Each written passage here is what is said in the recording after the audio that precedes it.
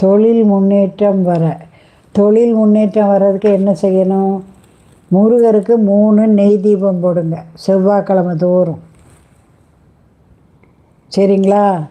உங்கள் கணவர் குளிக்கிற தண்ணியில் இவ்வளோ கல்லுப்பு போட்டு குளிக்க சொல்லுங்கள். முகத்தில் நீங்கள் இத்தனையே பால் முகத்தில் தேய்ங்க, தடவுங்க. சரிங்களா? உங்கள் பீரோ லாக்கரில் இவ்வளோ கல்லுப்பை வெள்ளை துணியில் மூட்டை போல் கட்டி போட்டு வைங்க.